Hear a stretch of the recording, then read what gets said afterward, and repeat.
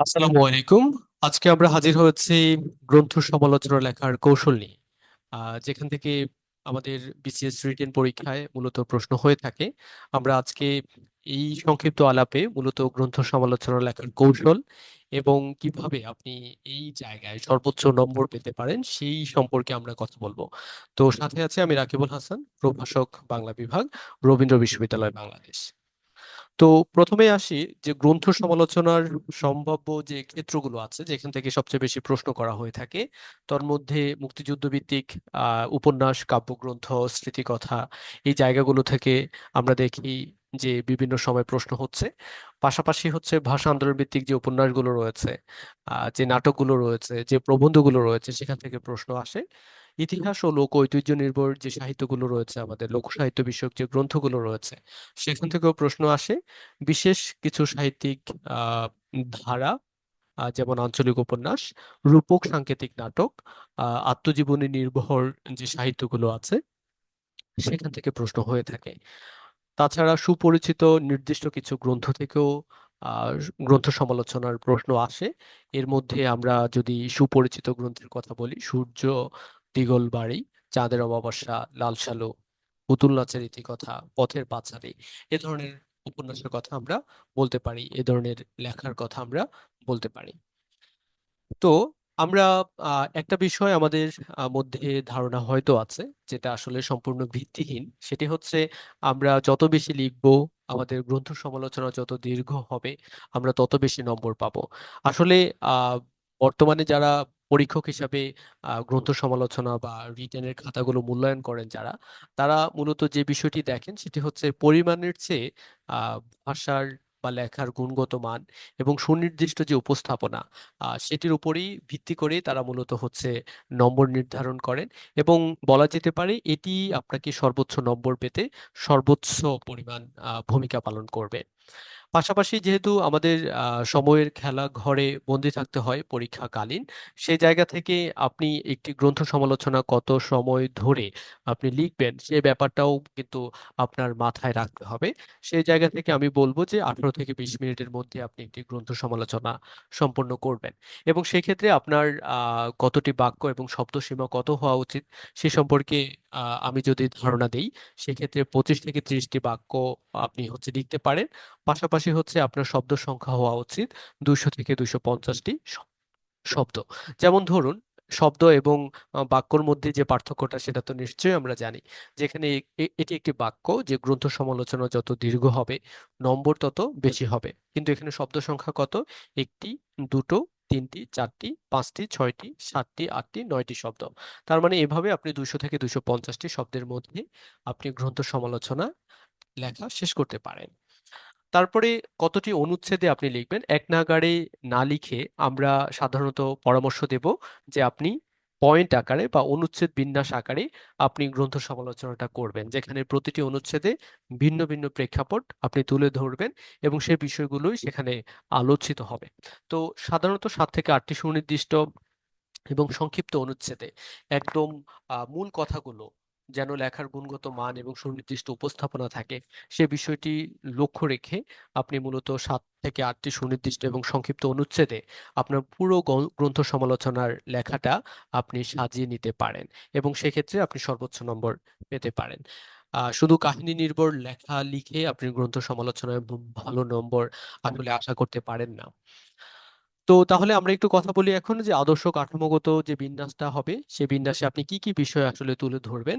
প্রথমত যেটা আপনাকে করতেই হবে সেটি হচ্ছে একটি দৃষ্টিনন্দন এবং একটি কাব্যিক শিরোনাম আপনাকে উল্লেখ করতে হবে। সেক্ষেত্রে আপনার উত্তর শুরু করার সময় আপনি যেই গ্রন্থ সমালোচনা করছেন, যদি লেখা থাকে সৈয়দ ওয়ালিউল্লাহর যে কোনো একটি উপন্যাসের গ্রন্থ সমালোচনা লিখুন। ধরুন আপনি সেক্ষেত্রে চাঁদের অমাবস্যা এই উপন্যাসের গ্রন্থ সমালোচনা আপনি করবেন, অথবা লাল সালু এই উপন্যাসের গ্রন্থ সমালোচনা আপনি করবেন। তাহলে সেক্ষেত্রে আপনার একটা চমকপ্রদ দৃষ্টিনন্দন একটি কাব্যিক শিরোনাম আপনি হচ্ছে যে প্রথমে উল্লেখ করবেন। তারপরে শিরোনামের ঠিক নিচে গ্রন্থের নাম, লেখকের নাম এবং প্রথম প্রকাশকাল যদি জানা থাকে সেক্ষেত্রে আপনি আপনি উল্লেখ করবেন। প্রকাশকালটা যদি জানা না থাকে তাহলে আন্দাজে ডিল মারার কোনো প্রয়োজন নেই, বিশেষ করে প্রথম প্রকাশকাল যেটা সেটা যদি জানা না থাকে। যেমন ধরুন চাঁদের অমাবস্যা, এটি প্রথম প্রকাশ হয়েছে কত সালে? 1964 সালে। সেক্ষেত্রে এটা যদি আপনার জানা না থাকে তাহলে সেক্ষেত্রে আন্দাজে উত্তর করার কোনো প্রয়োজন নেই। এছাড়া অনেকে প্রচ্ছদ শিল্পী প্রকাশনী, পৃষ্ঠা সংখ্যা এগুলো লেখে। এগুলো যদি একজ্যাক্ট আপনার জানা থাকে সেক্ষেত্রে আপনি লিখতে পারেন। তবে আমার পরামর্শ হচ্ছে সেটা না লেখাই শ্রেয়। তারপরে যে জিনিসটা আসবে প্রথম অনুচ্ছেদ। প্রথম অনুচ্ছেদ যেটা সেটি হচ্ছে সেখানে আসবে গ্রন্থের প্রাথমিক পরিচয়।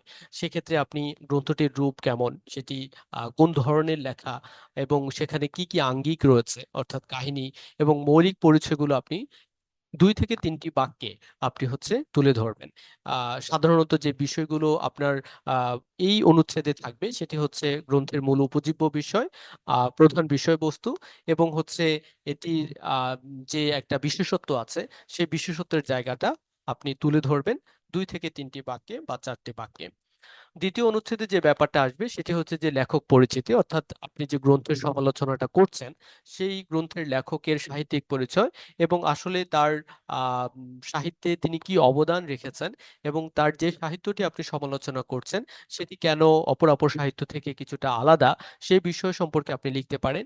এবং সেক্ষেত্রে আপনি তার প্রাসঙ্গিক ঐতিহাসিক তথ্যগুলো মানে আপনি আপনার লেখায় তুলে ধরতে পারেন। সেক্ষেত্রে আপনি 4 থেকে 5টি বাক্য এই অনুচ্ছেদে লিখলেই যথেষ্ট হবে। তৃতীয় অনুচ্ছেদ যেটা হবে সেটি হচ্ছে যে আপনি যে গ্রন্থ সমালোচনাটা করছেন সেটির পটভূমি এবং উদ্দেশ্য, অর্থাৎ আপনি গ্রন্থটি রচনার প্রেক্ষাপট সম্পর্কে আলোচনা করবেন এবং লেখকের মূল উদ্দেশ্য কি এই গ্রন্থে সেই সম্পর্কে আপনি হচ্ছে যে আলোচনা তুলে ধরবেন। পাশাপাশি হচ্ছে যে এই গ্রন্থের যে সামাজিক বাস্তবতা রয়েছে, যে ঐতিহাসিক প্রেক্ষাপট রয়েছে সেই বিষয়গুলো হচ্ছে যে আপনি তুলে ধরবেন।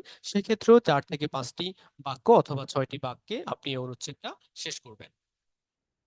পরবর্তীতে যদি বলি সেক্ষেত্রে আপনি যে অনুচ্ছেদ সম্পর্কে লিখবেন সেটি হচ্ছে আপনি যে গ্রন্থ সমালোচনা করছেন সেটির বিষয়বস্তু এবং চরিত্র বিশ্লেষণ আপনি করবেন। সেগুলোর চরিত্রের সংজ্ঞায়ন আপনি হচ্ছে যে করার চেষ্টা করবেন। সেই ক্ষেত্রে যে বিষয়গুলো তুলে ধরার চেষ্টা করবেন সেটি হচ্ছে বইয়ের প্রধান বিষয়গুলো উপস্থাপন করবেন, কেন্দ্রীয় চরিত্র যেটা আছে এবং তাদের মনস্তাত্ত্বিক যে বিষয়গুলো লেখক দেখিয়েছেন সেই বিষয়গুলো হচ্ছে বিশ্লেষণ করবেন এবং আপনি যে গ্রন্থটি সমালোচনা করছেন সেখানের চরিত্রগুলোর সংগ্রাম এবং তাদের যে আহ, বিশেষত্ব সেটিকে আপনি তুলে ধরার চেষ্টা করবেন।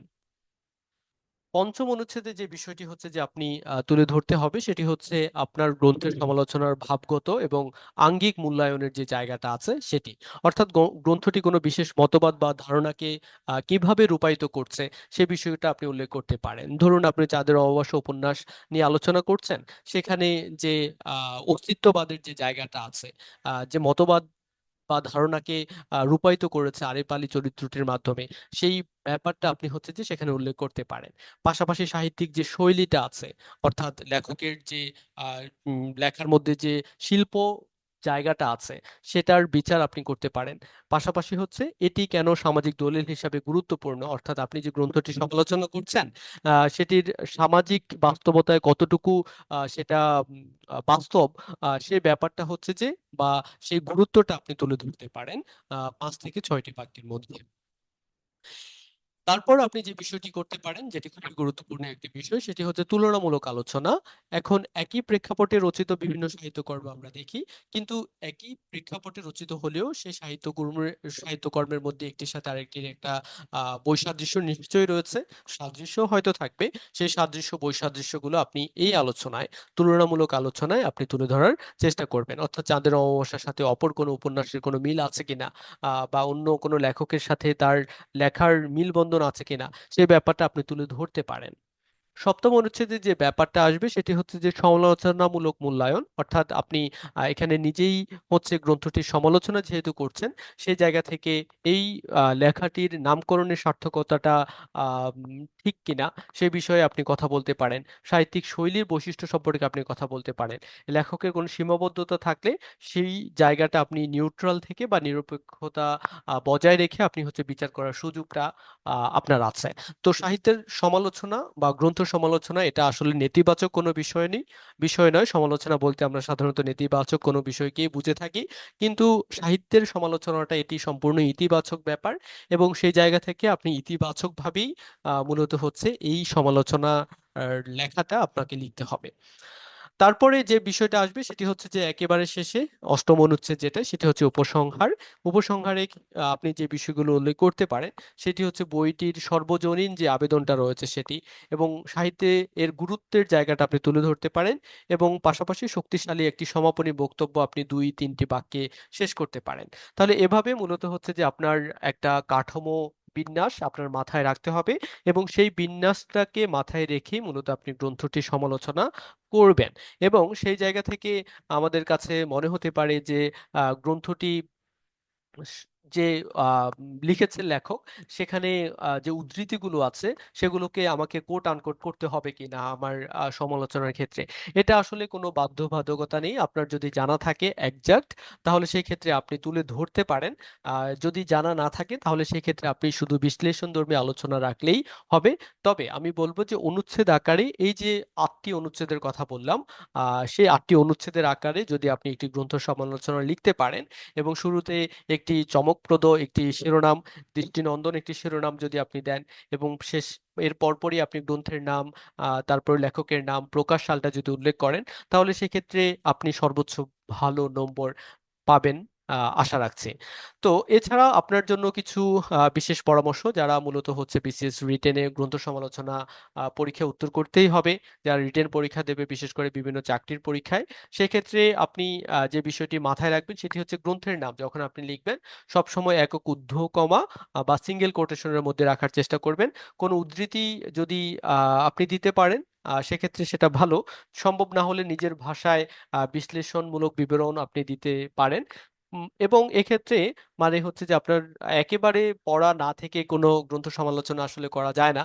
সেই জায়গা থেকে আপনাকে বহুল পঠিত যে বিখ্যাত গ্রন্থগুলো আছে সেগুলোর কনসেপ্ট গুলো সম্পর্কে আগ থেকে যদি একটু ধারণা রাখা যায়, তাহলে সেক্ষেত্রে আপনি ভালো উত্তর করতে পারবেন। পাশাপাশি হচ্ছে অনেক বেশি লেখার থেকে বর্তমান সময়ে গুণগত মানটাকেই সবচেয়ে বেশি হাইলাইটস করা হয়ে থাকে। সেই জায়গা থেকে আপনার মাথায় এই বিষয়টা যেন থাকে, পরিমাণের চেয়ে আপনার লেখার গভীর বিশ্লেষণ ধর্মিতা এবং সুসংহতগত উপস্থাপনায় আপনি মনোযোগ দিবেন। সময় সচেতনতা এটা খুবই গুরুত্বপূর্ণ। 18 থেকে 20 মিনিটের মধ্যে আপনি গ্রন্থ সমালোচনাটি শেষ করবেন। তো ভালো নম্বর পেতে হলে আসলে আপনাকে যেটা করতে হবে, সুসংগঠিত কাঠামো এটা অনেক গুরুত্বপূর্ণ একটি বিষয়। আমি এখানে 8টি অনুচ্ছেদের নির্দিষ্ট একটা বিন্যাস দেখিয়েছি। সাধারণত এই নির্দিষ্ট বিন্যাসের উপরই আপনি অনুসরণ করতে পারেন। সংক্ষিপ্ততা এটা একটা গুরুত্বপূর্ণ বিষয়, 200 থেকে 250 শব্দে, যেহেতু এখন একটা সময়ের সীমাবদ্ধতা আছে খাতা দেখার, সেই জায়গা থেকে 200 থেকে 250 শব্দে সীমাবদ্ধ আপনি যদি রাখতে পারেন সেক্ষেত্রে আপনি ভালো নম্বর পাবেন। গভীর বিশ্লেষণ সেটি খুবই গুরুত্বপূর্ণ।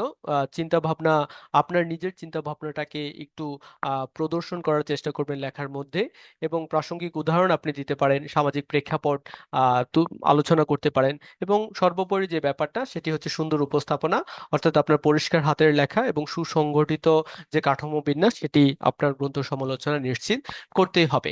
এই বিষয়গুলো সবচেয়ে গুরুত্বপূর্ণ। তো মোটামুটি আমরা গ্রন্থ সমালোচনা নিয়ে একটা সংক্ষিপ্ত আলোচনা রাখলাম, এবং আশা রাখছি আপনি গ্রন্থ সমালোচনার যে বিষয়গুলো, যে কাঠামো বিন্যাসগুলো, এবং যেভাবে আপনি ভালো নম্বর পেতে পারেন সে সম্পর্কে একটা ধারণা পেলেন। তো সকলকে ধন্যবাদ জানিয়ে আমরা এখানেই শেষ করছি আজকের আলাপ। আসসালাম।